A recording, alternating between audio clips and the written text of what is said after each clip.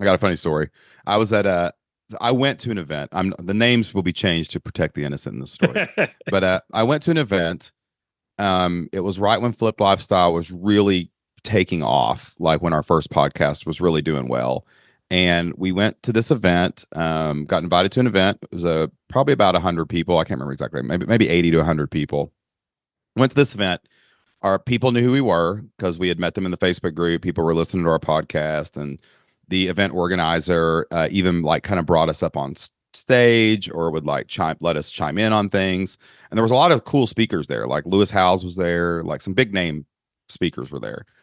And there was a speaker dinner that night where you could go. It was almost like a musical. It was like speed dating with the speakers, I guess is what you would call it. Like each one had their table and you could sit with a speaker for a while and then rotate and whatever you did. And it was funny. We walked in and me and Jocelyn, my wife, came in, and there was a table over to the side that didn't have a speaker's name on it. They had handwritten Shane and Jocelyn because they wanted to sit with us. And the event organizer asked me, a lot of people were like, we would like them to speak at this. Now, I was not a speaker at this time, guys. I was not anything. I had no business even thinking about it. But I was, speaking is a natural progression of podcasting and other stuff. Totally. So they asked me to speak. They're like, hey, we want you to come. We want you to be a featured speaker next year. And I was like, great. I get home probably the next week. It was probably about 6 or 7 days later.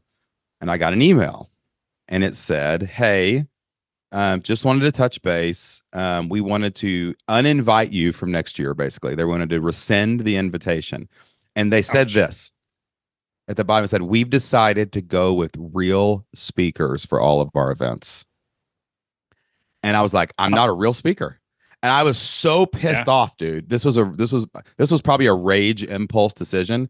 I was like, if they won't let me on their stage, I will build my own stage. And me and Jocelyn said we're going to put a hundred I'm the thousand same way. dollars into running our own live event, and we're just going to do it. And we did Flip Your Life Live in Nashville. We sold them. We sold the tickets for $1,000 a pop and got 100 people.